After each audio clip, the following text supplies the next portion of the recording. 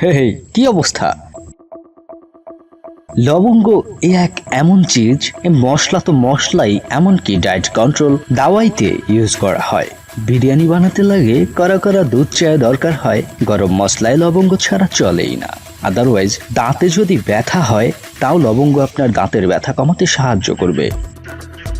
লবঙ্গের তেল আপনার পেটের বদহজম দূর করবে। আপনার যদি শরীরে খুজলি হয় তাও লবঙ্গ দূর করে দেবে। বর্তমানে টুথপেস্টেও লবঙ্গের ব্যবহার দেখা যায়, সিগারেটেও এমনকি এর ব্যবহার রয়েছে। আজ আমরা লবঙ্গের ফার্মিং আর কিভাবে তোলা হয় একই সাথে দেখাবো ফ্যাক্টরি প্রসেসিং। তো শুরু করা যাক একটা লাইক দিয়ে আজকের ভিডিও। আর এই ভিডিওটির স্ক্রিপ্ট ধার করা হয়েছে মেশিন ইন্ডিয়া থেকে।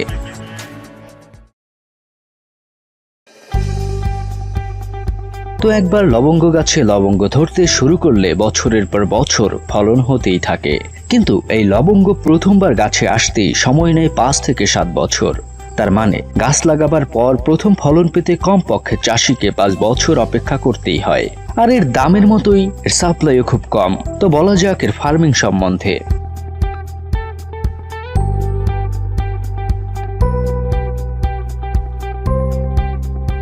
বস, লবঙ্গের চাষ করতে চাওয়া আমার এক বন্ধু বাজার থেকে অনেকগুলো লবঙ্গ কিনে পুরো খেতে ছড়িয়ে দিয়েছিল। আর আশ্চর্য হলেও সত্য, ওহ মাই গড, ওয়াও, একটা গাছ হয় নাই। ভাবছিলেন কি প্রচুর লবঙ্গ চারা হয়েছিল? না, লবঙ্গ চারার জন্য আলাদা বীজ থাকে যা দেখতে এরকম। তো এই বীজটার উপর থেকে কালো অংশটি সরিয়ে রোপণ করতে হয়। রোপণ করলেই হবে না, কেবল খুবই প্রপার যত্ন করতে হবে। তো কিছুদিন পর চারা উঠবে, আর ঠিক 4 থেকে 6 মাস পর গাছটা খানিকটা বড় হলে এটিকে খেতে নিয়ে রোপণ করা হয়। 1 বছর 2 বছর এরকম যেতে যেতে ঠিক 5 বছর পর লবঙ্গ গাছ 12 মিটার লম্বা হয়ে যায়। আর এ সময় এরকম সুন্দর হাড়ির মতো কলির জন্ম হয়।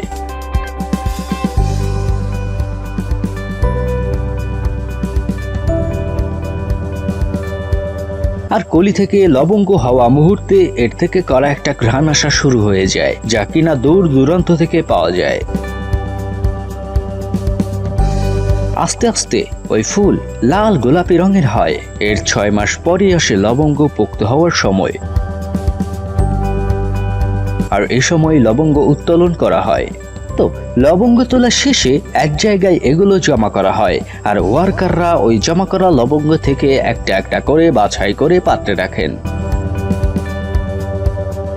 বাছাই করার শেষে আবার এগুলোকে পাটিতে করে শুকানো হয়। শুকাতে শুকাতে লবঙ্গে রেডিশ ব্রাউন কালার ধরে যায়। তো এখনই তো এগুলো বিক্রি করা যায় নাকি? আরে না, এখন এগুলোকে কৃষক প্যাক করে প্লান্টসে পাঠাবেন। সেখানে চলবে এর ছাঁটাই। এই ছাঁটাইয়ের সময় লবঙ্গে থাকা যত পাথর ময়লা আবর্জনা আছে সব ফেলে দেয়া হয়। আর এই মেশিন প্রপারলি লবঙ্গ বাছাইয়ের কাজ করে। এখানে লো কোয়ালিটির লবঙ্গ আর হাই কোয়ালিটির লবঙ্গকে আলাদা করা হয়। তারপর হয় ফাইনাল প্যাকেটিং, আর বাজারে আসার সময়ও হয়ে যায়।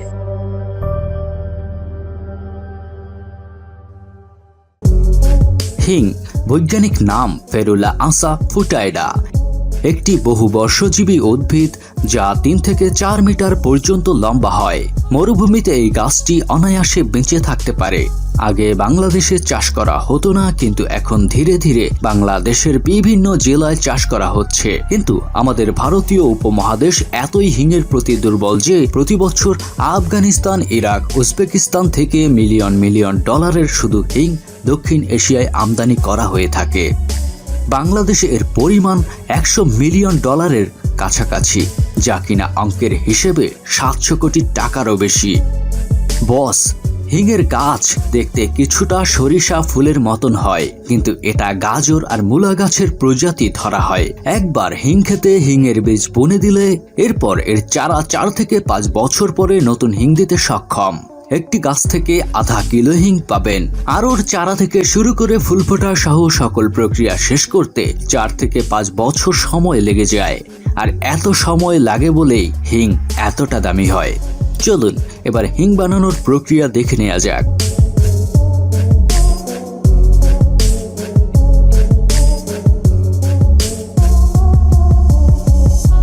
আসলে এর নিজের চারার কোনো ফল বা ফুল থেকে তৈরি করা হয় না, বরঞ্চ হিং বের হয় গাছের শিকড় থেকে।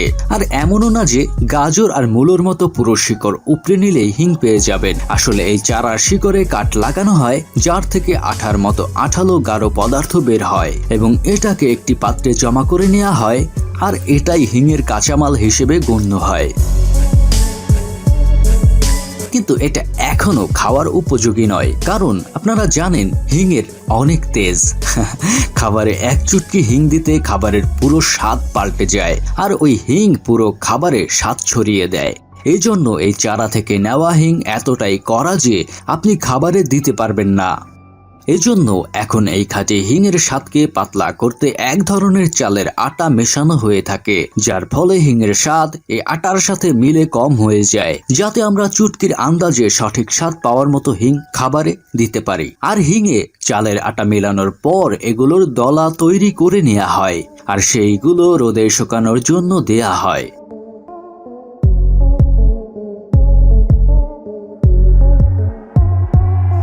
এরপর শেষে যখনই হিঙের দলাগুলো শুকিয়ে যায়, তখন এগুলো পিষে গুঁড়ো করে তৈরি করে নেওয়া হয় হিং। আর এরপর এগুলো মোড়কজাত করা হয়, আর মোড়কজাত হয়ে আমাদের খাবারের স্বাদকে বাড়ানোর জন্য এগুলো খুচরা ব্যবসায়ীদের হাতে স্থানান্তর করে দেয়া হয়। আশা করি এবার আপনারা ক্লিয়ার হিং কিভাবে তৈরি করা হয়ে থাকে।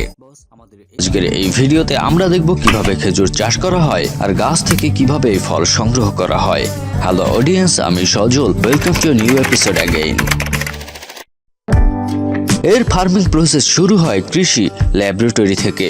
ল্যাবরেটরিতে এর হাই কোয়ালিটির টিস্যু কালচার তৈরি করা হয়, আর একজন ক্লাইমেটস এক্সপার্ট খেজুর গাছের জন্য প্লান্টস নির্মাণ করেন। কয়েক মাস পর মাটিতে এরকম প্লান্টসে গাছের চারা উঠে যায়, আর কিছুদিন পর এই চারাগুলো নির্দিষ্ট নার্সারিতে রোপণ করা হয়। এটি ইরানের সবচেয়ে বড় খেজুর কোম্পানি আল বারাকা। 1000 একর জুড়ে এর খেজুরের ফার্ম, যেখানে ছোট ছোট হাজার হাজার গাছ আছে যার বয়স 2 বছরের উপরে হয়ে গেছে। এই কোম্পানি বিস্তৃত জমিতে খেজুর গাছ আছে। মজার ব্যাপার হলো এটারে যে গাছ আছে তার সবগুলোতেই খেজুর হয়। তো কিভাবে খেজুর সংগ্রহ করা হয়? একে পলিনেশন বলা হয়। খেজুর গাছের মাথার দিকে ফুল হয়, ওই ফুল থেকে মেল ও ফিমেল ফুল বাছাই করে শুধুমাত্র ফিমেল খেজুরের ফুলের মধ্যে মেল ফুল কেটে রেখে প্যাক করে দেয়া হয়। কিছু সময় পর ওই ফুল থেকে কাঁচা সবুজ ফল বের হয়। এই কাঁচা খেজুর পাকতে শুরু করলে এর রং ক্রমশ ব্রাউন হতে থাকে, আর তারপর এক সময় সেই অবস্থায় আসে যা খেতে সারা দুনিয়া পাগল। মানে সব ফল একদম পেকে যায়। এখন সময় এসেছে ফল সংগ্রহের। ওয়ার্কাররা তাদের কাজ শুরু করে দেয়। ছোট ছোট গাছগুলো থেকে খেজুর সংগ্রহ করতে কোনো ঝামেলাই হয় না। কিন্তু যে খেজুর গাছের বয়স 10 থেকে 15 বছর হয়, সেগুলোর খেজুর সংগ্রহ করতে লিফট ব্যবহার করা হয়। এভাবে লিফট দিয়ে উঠে খুব চমৎকারভাবে খেজুর সংগ্রহ করা হয়। এরপর কুইন্টাল কুইন্টাল খেজুর আল বারাকার স্টোর রুমে স্টোর করা হয়, আর তারপর ওই স্টোর রুম থেকে গাড়িতে করে নেওয়া হয় মধ্যপ্রাচ্যের সবচেয়ে বড় খেজুর ম্যানুফ্যাকচারিং প্লান্টস আল বারাকায়।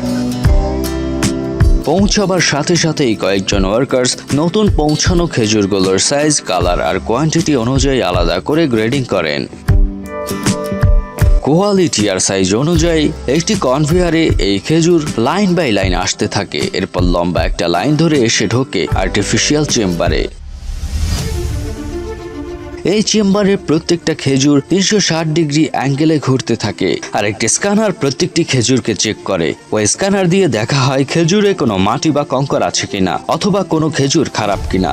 যদি কোনো খেজুর খেতে খেতে আপনার দাঁতে পাথর লাগে তাহলে তো অবস্থা বেগতিক। মূলত আপনার জন্যই এই ব্যবস্থা। প্রপারলি স্ক্যান হয়ে যাওয়ার পর সামনে আসতে আসতে ফাইনাল প্যাকেটিংও হয়ে যায়। আলাদা আলাদা সাইজের প্যাকেটিং হয় এখানে। ফাইনালি আমেরিকা, ইউরোপ আর চায়না সহ পুরো পৃথিবীতে ছড়িয়ে পড়ে এই খেজুর।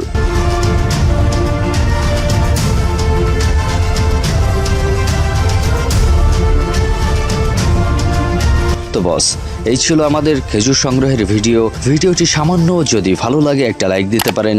লাইক দিয়ে যদি দেখেন সাবস্ক্রাইব করা হয়নি তাহলে এখনই সাবস্ক্রাইবটা করে রাখুন, আর বেল বাটনে টিপে অপেক্ষা করুন পরবর্তীতে আমাদের সাথে ঘুরতে অন্য কোনো ফ্যাক্টরিতে।